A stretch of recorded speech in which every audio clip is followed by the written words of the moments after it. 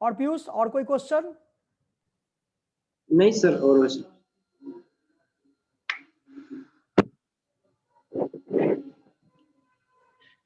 Okay, board दिखाई दे रहा है सबको?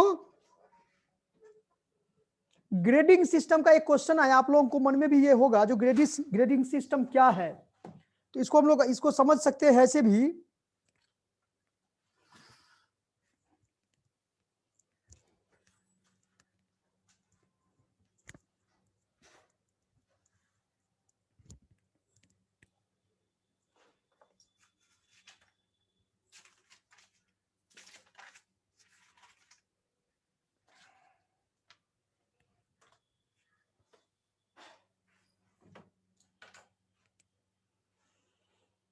ओके बच्चे देखिएगा, इसको इनकम फ्रॉम सैलरी चैप्टर हम लोग डिस्कशन कर रहे हैं। इसमें इंपॉर्टेंट डेफिनेशन भी आप लोगों को भेजे थे, आप लोग पढ़े थे? बताइए उसमें कोई ऐसा पॉइंट है जिसमें प्रॉब्लम हो आप लोगों को? अदरवाइज हम लोग आगे बढ़ेंगे। जैसे कि यहां पर है क्या, जो process of communication. Hello professor, हाँ बोलिए। हेलो सर, एक बार सरेंडरिंग ऑफ सैलरी और फॉरवर्डिंग ऑफ सैलरी के बारे में बता दीजिए। अच्छा, सरेंडिंग ऑफ सैलरी का मतलब ये होता है कि अगर मान लो कोई ऐसा इंप्लॉई है जिसको एम्प्लॉयर के साथ में एक कॉन्ट्रैक्ट हो गया, एग्रीमेंट हो गया कि भाई ठीक है ये 2 साल काम चलेगा, 2 साल के अंतर्गत हम आपको इतना पैसा देंगे, ठीक है। वो मंथली बेसिस पर जनरली नहीं होता है, वो ओवरऑल वर्क को आपने कंप्लीट कर दिए उसके बाद आप पैसा लीजिए और आप भी घर और वो एम्प्लॉयर भी घर होता है। तो उस सिचुएशन को, उस कंडीशन को हम लोग सरेंडिंग सैलरी कहते हैं। और एक पॉइंट और बताए थे आपने सर, फॉरगोइंग ऑफ सैलरी।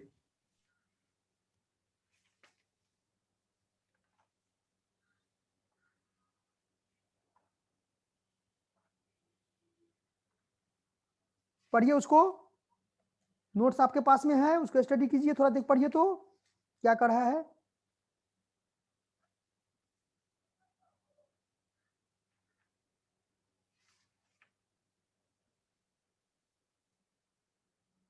कितना नंबर पॉइंट है?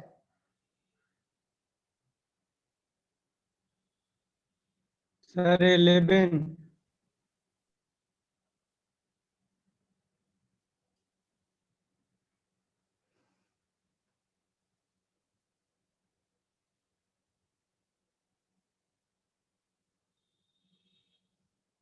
ये एक तरह से सेक्रीफाइस आप जानते हैं। यदि कोई इंप्लॉई जो अपने इंप्लॉयर से वेतन ना लेने या कुछ पार्शियल पेमेंट भी आप समझ सकते हैं इसको, जिसको आंशिक वेतन लेने का अनुबंध हो गया है कि ठीक है आपको हम आपके एवज में, अभी जैसे कोरोना काल है, बहुत सारे एम्प्लॉयर के यहाँ जो भी एम्प्लॉय काम किया है तो एम्प्लॉय को क्या किया, जो चलो भाई इस कंडीशन से सभी कोई फेस कर रहा है तो इसमें कुछ सर्टेन अमाउंट जो है सो लेकर के आप काम को क्या रखिए, कंटिन्यू रखिए।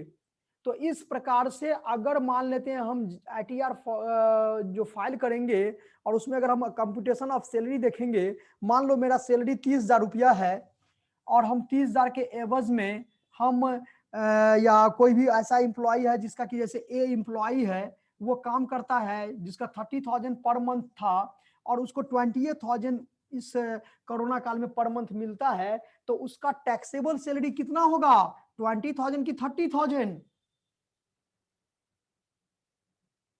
ये 20,000 होगा, क्योंकि इनकम पर टैक्स लगता है। उस एम्प्लॉय के लिए इनकम कितना हुआ, 20,000 है, ना कि 30,000 है। भले ही उसका सैलरी 30,000 ही क्यों ना हो, लेकिन 30,000 सैलरी, लेकिन उसको मिला कितना, 20,000। और वो एग्री हो गया, तैयार हो गया, ठीक है हमको 20,000 भी इस कोरोना काल में मिलेगा तो भी हम काम करने के लिए क्या है, तैयार है, हम आपके यहाँ काम करेंगे। तो वही उसी को फॉरगोइंग सैलरी कहा जाता है। इसका मतलब यहां पर यह है जो उसको टैक्स के पर्पज से जितना अमाउंट वो एम्प्लॉय से, सॉरी एम्प्लॉयर से वो रिसीव किया, उतना अमाउंट पर ही क्या लगेगा, उसको टैक्स लगेगा। क्योंकि कर्मचारी जो होता है, एम्प्लॉय जो होता है, एम्प्लॉय द्वारा एक बार वेतन अर्जित ना कर लिए जाने पर, मतलब अक्रूड अमाउंट बताए थे, अक्रूड समझते हैं अक्रूड?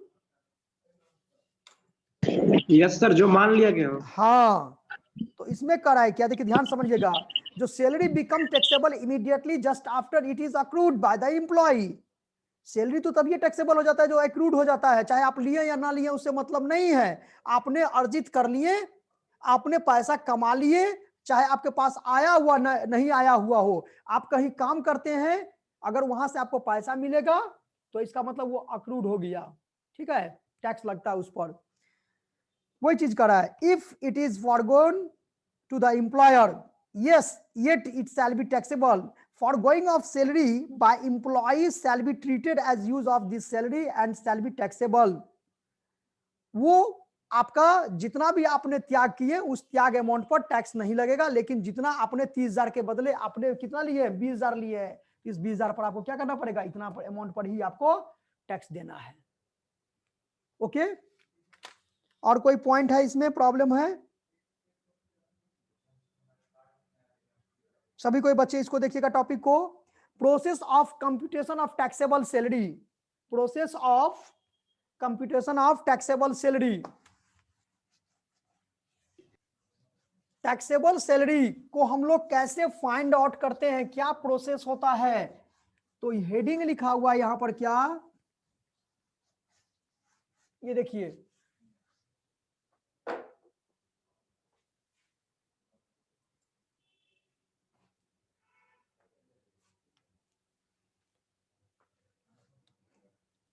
प्रोसेस ऑफ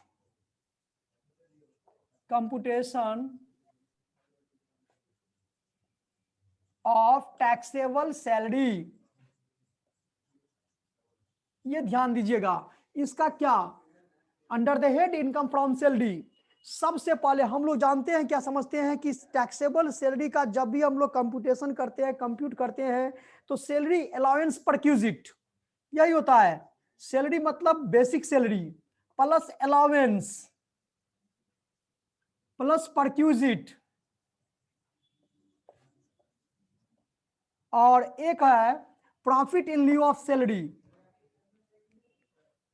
जो किसी प्रकार का कोई प्रॉफिट दे दे, सैलरी नहीं दे लेकिन सैलरी के बदले में कोई profit they, profit in lieu of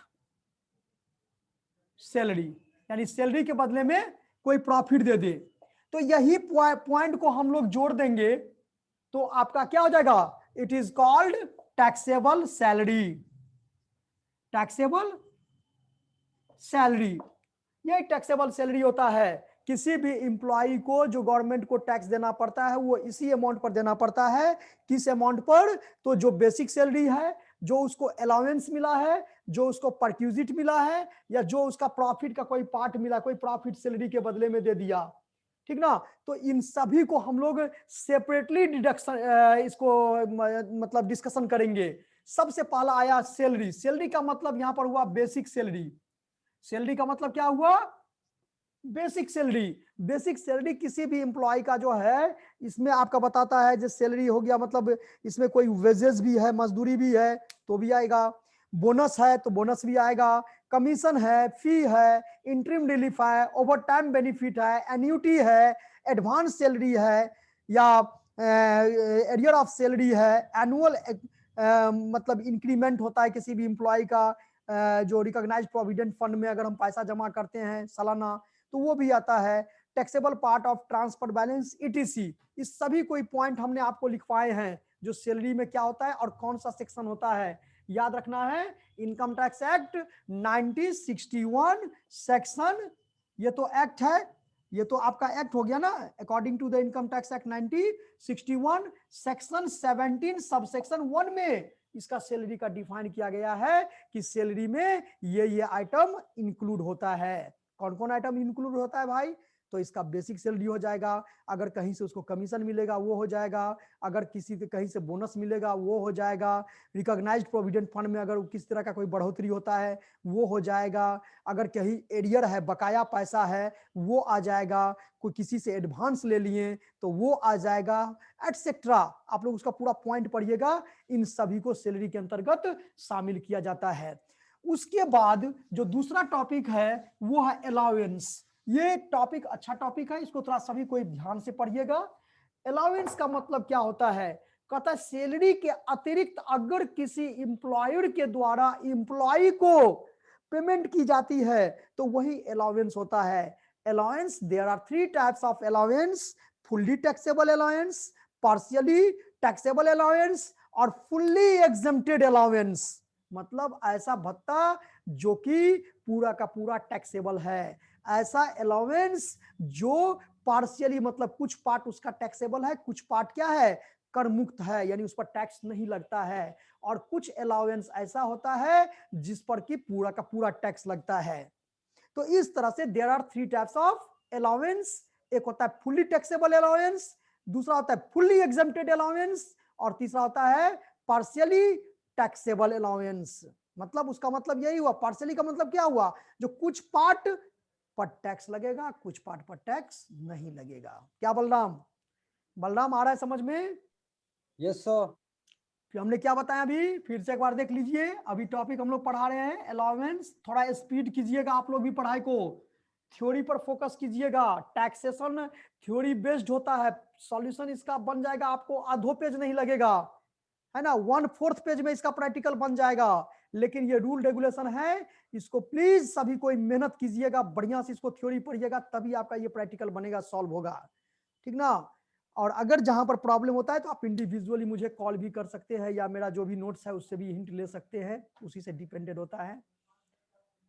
okay, इस पर सैलरी पर जो अभी बताए हैं उस पर आपका एग्जांपल नंबर फर्स्ट है जो आपको नोट्स में हम भेजे हैं, उस एग्जांपल नंबर फर्स्ट को आप लोग बनाओगे, ठीक ना। अभी हम टॉपिक बता रहे हैं आपको, ये क्या कहते हैं, अलाउंस का टॉपिक बता रहे हैं। तो मीनिंग ऑफ अलाउंस समझ में आया कि allowance is that sum which an employer, employer मतलब या तो वो सोल ट्रेडर होगा, या तो कोई फर्म होगा, या तो कोई कंपनी होगा, pays to his employ to meet some special types of expenses, यानी कुछ विशिष्ट प्रकार के खर्च को फुलफिल करने के लिए जो भी एम्प्लॉयर के द्वारा अपने एम्प्लॉय को दी जाती है वही तो अलाउंस है। समझ में आया ये, यस या नो? Yes sir. ओके, अब इसमें कर है क्या, जो there are 3 types of allowance जो हमने पहले बता चुके हैं, इसमें आपका कर है फुल्ली एग्जम्प्टेड अलाउंस। ये पूरा का पूरा अलाउंस क्या है, एग्जम्प्टेड है। कौन कौन सा अलाउंस है तो ये मुझे बताएगा, पेज नंबर ये आपका है 86 नंबर पेज, जो मेरा नोट्स है उसमें देखिएगा पेज नंबर 86, उसमें आपका दिया हुआ है कि फुल्ली एग्जम्प्टेड अलाउंस। एग्जम्प्टेड का मतलब बलराम क्या हुआ, सिंपल सोचो, एग्जम्प्टेड का मतलब क्या हुआ, एग्जम्प्टेड का मतलब यह हुआ कि उस पैसा पर, उस रुपया पर आपको एक भी रुपया टैक्स नहीं देना है, यानी वो पैसा जो है वो कर मुक्त है, टैक्स फ्री है। समझ आ रहा है बात? फुल्ली एग्जम्प्टेड का मतलब क्या हुआ, जो इस प्रकार के अलाउंस पर आपको टैक्स नहीं देना है। This allowance are not included in gross salary of the employ, और इस प्रकार के जो अलाउंस होते हैं वो सैलरी में इंक्लूड नहीं होते हैं, क्योंकि जरा सोचो, सैलरी में इंक्लूड होने का मतलब है कि उस पर टैक्स लगेगा, यस या नो? सैलरी में इंक्लूड होने का मतलब क्या है, जो आप तो टैक्सेबल सैलरी फाइंड आउट कर रहे हो, आप तो वो अमाउंट फाइंड आउट कर रहे हो जिस पर कि गवर्नमेंट को मुझे टैक्स देना है। तो जैसे वो सैलरी हेड में ऐड हो जाएगा तो इसका मतलब ही है कि आपको उस पैसे पर सरकार को टैक्स देना ही पड़ेगा। अगर सरकार को टैक्स नहीं दोगे तो तुरंत आपके यहां पर क्या हो जाएगा, इनकम टैक्स डिपार्टमेंट की तरफ से नोटिस आ जाएगा, जो आप तो इतना पैसा, आप तो टैक्स पेयर हो लेकिन टैक्स नहीं दे रहे हो, इसका मतलब आप बचा रहे हो, आप टैक्स का चोरी कर रहे हो, आप पर बड़ा क्लेम कर सकता है वो, और फिर बाद में आपको उतना अमाउंट देना पड़ेगा। नहीं देना पड़ेगा तो नहीं दोगे अगर आप, तो आपके पर्सनल एसेट से वो क्या करेगा, रिलाइज करेगा। बात समझ में आ रहा है बात, बोलो। बताइए सभी कोई, बीच में सभी कोई कैमरा भी बंद किए हुए हैं, देखिए। चंद्रगुप्त, चंद्रगुप्त नाम है कि गुप्ता नाम है जी? चंद्रगुप्त गुप्ता, नहीं, चंद्रगुप्ता। आपका कैमरा बंद है, ऐसा क्यों हो रहा है? अमीषा चतुर्वेदी, अमीषा चतुर्वेदी, नैन्सी सिन्हा, आकांक्षा सिन्हा, अनुप्रिया सिंह, मिहिर झा, दीपक कुमार, और ये वो लास्ट में रोल नंबर 36। ऐसा क्यों हो रहा है आप लोगों के साथ में? क्या प्रॉब्लम है? मैं नेटवर्क प्रॉब्लम है, क्या नेटवर्क प्रॉब्लम है, नेटवर्क का नेटवर्क प्रॉब्लम है। ऑन करता हूँ तो ऑन डिस्कनेक्ट हो जाता है।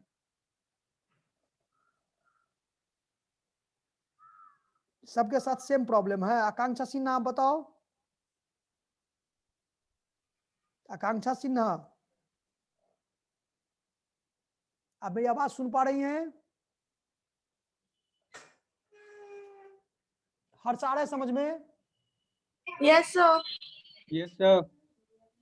नीरज, आप नीरज कुमार, समझ में आ रहा है नीरज?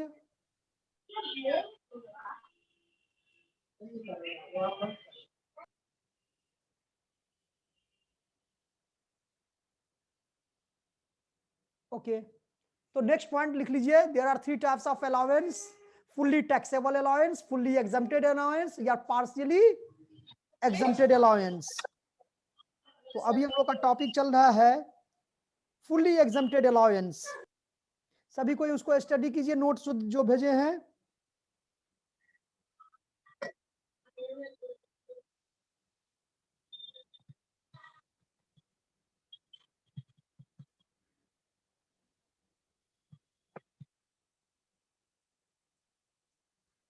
ओके, देखिए, तो फुली एग्जम्प्टेड अलाउंस जो होते हैं, इसमें कुछ कुछ है, जैसे ओवरसीज अलाउंस है, special allowance for reimbursement of expenses. क्या आपको लगता है कि कोई ऐसा, खास करके ये ज्यादा डिफेंस सेक्टर में होता है, कि सियाचिन ग्लेशियर में है और एक है पटना के सीआरपीएफ कैंप में है सीआरपीएफ जवान, बताइए क्या दोनों को सेम मिलना चाहिए वेतन? सेम अलाउंस मिलना चाहिए? यस या नो? बताओ। No sir, no sir. तो वो जो पर्वतीय क्षेत्र पर, वो पहाड़ी क्षेत्र में है, वो ठंड के मौसम, बर्फ में है, ग्लेशियर में है, तो उनको कुछ एक्स्ट्रा पैसा मिलता है वहां रहने के लिए, ठीक ना? वो होता है फुल्ली एग्जम्प्टेड अलाउंस। उस पैसे पर टैक्स नहीं देना पड़ता है। उस अलाउंस का नाम आप यहाँ पर पढ़िएगा, है ना? ओवरसीज अलाउंस, स्पेशल अलाउंस, सब चीज है। मेन टॉपिक आपका ये थोड़ा याद कीजिएगा, सभी को देखिएगा कौन फुली एग्जम्प्टेड है, ठीक ना? 5-7 है allowance of high court and supreme court जजेस। हाई कोर्ट या सुप्रीम कोर्ट के जज को किसी प्रकार का कोई अलाउंस मिलता है जो कि क्या होता है, फुली एग्जम्प्टेड होता है। Daily allowance, travelling allowance, uniform allowance, वर्दी भत्ता जो कहते हैं, ये सब क्या है? ये सब फुली एग्जम्प्टेड है, ठीक है? नेक्स्ट में आपका बी नंबर, जो कि बहुत समझना ये बहुत जरूरी है, और इसी में स्टूडेंट फंसता भी, इस पर में हम लोग का प्रैक्टिकल भी होगा। लिखिएगा पार्शियली एग्जम्प्टेड अलाउंस, हेडिंग लिखिएगा सभी कोई, पार्शियली एग्जम्प्टेड अलाउंस। इसमें आवाज म्यूट कीजिए, किनके यहां से आवाज आ रहा है? आकांक्षा, आवाज म्यूट करो।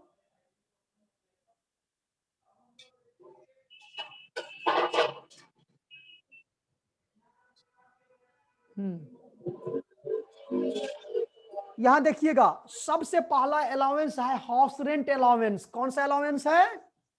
सभी को लिखिएगा, हाउस रेंट अलाउंस। पहले हम समझाते हैं, उसके बाद आप लोग बुक से पढ़िएगा।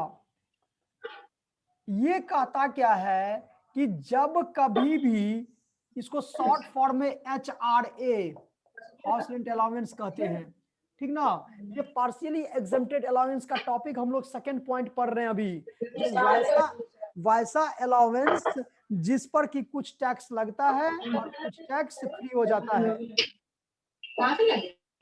आकांक्षा सिन्हा, रोल नंबर 21।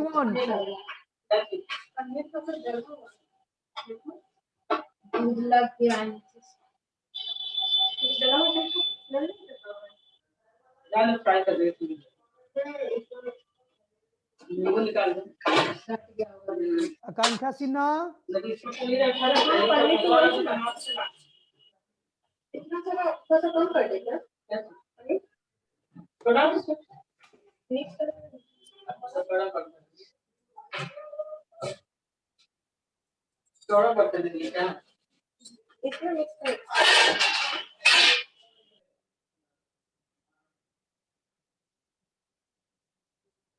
ओके थोड़ा डिस्टरबेंस था, आज नहीं लाए ये मैं रिकॉर्ड। हाँ देखिए, तो हाउस रेंट अलाउंस में 3 पॉइंट को ध्यान रखना है। List of the following amount will be exempt from tax, will be exempt from tax। ठीक है, following amount will be exempt from tax. ये देखिए 3 पॉइंट ऐसा होगा, इन तीनों में जो सबसे कम होगा वही क्या होगा, एग्जेम्प्ट होगा। तो 3 पॉइंट याद रखना है। House rent allowance receive, actual house rent allowance receive क्या किया उसको ध्यान में रखना है। सेकेंड पॉइंट है rent paid over 10% of salary, rent paid over 10% of salary, salary का मतलब यहां पर हम लिखवाते हैं। और तीसरा पॉइंट है 40% या 50%। ध्यान रखना है 40% कहां होगा और 50% कहां होगा। तो 50% जहां पर मेट्रोपॉलिटन सिटी है, किसी भी इंप्लॉयर के द्वारा जो इंप्लॉई को मकान रहने के लिए दिया गया, तो उसको सैलरी में बोला ठीक है आपको हम ये हाउस रेंट अलाउंस देंगे। ठीक है, तो यहां पर बेसिकली वो एरिया देखना है कि वो एरिया कहां है, मुंबई, कोलकाता, मद्रास, चेन्नई, है ना। ये मेट्रोपॉलिटन सिटी में रहेगा तो 50% होगा, और रेस्ट ऑफ इंडिया कितना हो जाएगा, 40% ऑफ सैलरी। यही 3 पॉइंट में जो सबसे कम अमाउंट होगा वही एग्जम्प्ट हो जाएगा, और बाकी टैक्सेबल जो है कौन अमाउंट होगा। तो देखिए अगर ये मान लो तो 100 रुपया है, ये आपको मान लो 60 रुपया है, ये आपका मान लो 200 रुपया है सपोज, तो सबसे कम कौन है इसमें, 60 रुपया है। तो 60 रुपया एग्जम्प्टेड HRA कितना हो जाएगा, एग्जम्प्टेड HRA, ये आपका हो जाएगा एग्जम्प्टेड HRA जो है सो हो जाएगा 60 रुपया। और टैक्सेबल HRA ये कितना हो जाएगा, तो एक्चुअल कितना रिसीव किए थे हम, 100 रुपया लिए थे। हमेशा याद रखना 100 रुपया जितना रिसीव करेंगे उसमें से जितना एग्जम्प्टेड होगा वो लेस कर दीजिएगा। और अगर यही सबसे कम हो गया, रिसीव वाला ही कम हो गया, तो टैक्सेबल HRA क्या हो जाएगा, 0 हो जाएगा। यहां पर टैक्सेबल HRA कितना हो जाएगा, 40 रुपया हो जाएगा। ये आया समझ में कि नहीं आया बताइए।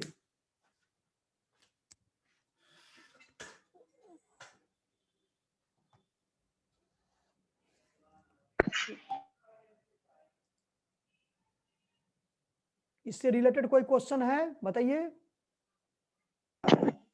सर थर्ड पॉइंट में क्या यूज हुआ 200 का, थर्ड पॉइंट में हमने बताया 40% और 50% ऑफ सैलरी। ठीक है, सैलरी का 40% या 40% या 50%। कंसेप्ट आपको याद रखना है, 50% वहां होगा जहां पर वो मेट्रोपॉलिटन सिटी होगा। 4 महानगर है, चारों महानगर अगर रहेगा तो वहां पर 50% लिखिएगा, और अगर वो महानगर नहीं है, मेट्रोपॉलिटन सिटी नहीं है, तो वहां पर 40% कीजिएगा। हाँ, सैलरी का मीनिंग इसमें क्या हो जाएगा, तो सैलरी में आप याद रखिएगा, एक होता है बेसिक सैलरी, ये याद रखना है, जो याद नहीं करोगे वो भूल जाओगे, फिर नहीं निकाल पाओगे। तो इसमें सैलरी का मतलब क्या हुआ, बेसिक सैलरी। हाँ, इसमें अगर डियरनेंस पे है, डियरनेंस पे है तो पूरा आएगा, लेकिन डियरनेंस अलाउंस है, महंगाई भत्ता है, तो उसका अगर वो रिटायरमेंट बेनिफिट के लिए अगर क्वेश्चन में लिख दिया कि इन टर्म ऑफ क्या, रिटायरमेंट बेनिफिट, तब तो लेंगे, और अगर कुछ नहीं लिखा हुआ है तो डीए को नहीं लेंगे। और एक होता है कमीशन जो परसेंटेज फिक्स करके दिया है, यही तीनों को ऐड कर दीजिएगा, तो यही आपका क्या हो जाएगा, सैलरी का यही मीनिंग हुआ यहाँ पर। सभी कोई मेरे नोट्स को देखिएगा, जो नोट्स भेजे हैं उसमें देखिएगा, वो समझ में आएगा। एक प्रैक्टिकल इस पर हम लोग कर लेते हैं जल्दी से। क्या जानवी? श्रेष्ठा, श्रेष्ठा कैमरा ऑन ऑफ की हो? श्रेष्ठा, जानवी,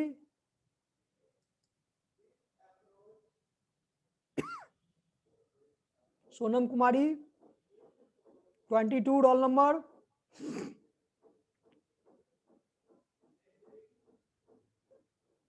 सोनम आ रहा है समझ Yes, में? sir. समझ में आया Yes, sir. इतना? Yes, sir. Yes, sir. Okay, कोई क्वेश्चन है इससे रिगार्डिंग?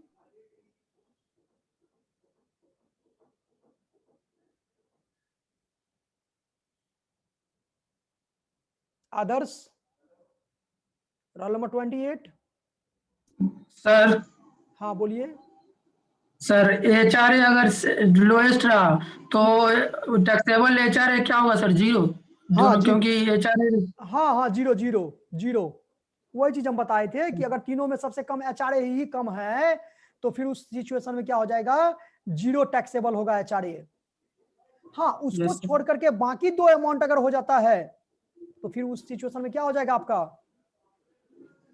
उसमें से डिडक्ट कर देंगे, जितना अमाउंट बैलेंसिंग रहेगा वही आपका टैक्सेबल होगा। Yes sir. और इस पर हम नोट्स आपको भेजे हैं, आप लोग पेज नंबर नोट कर लीजिए। अभी हम आपको नोट करवा रहे हैं। ये पेज नंबर 86 का एग्जाम्पल नंबर 2 बनाइएगा, एग्जाम्पल नंबर 3 बनाइएगा।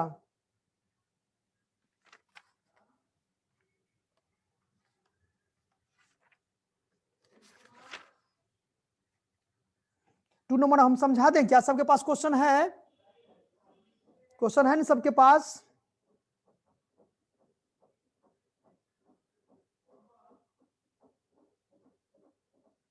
यस या नो? सबके पास क्वेश्चन है? No, sir. क्वेश्चन आप लोग को नोट्स में नहीं भेजे हैं क्या? सर 86 तक नहीं भेजा सर, 83 तक भेजा।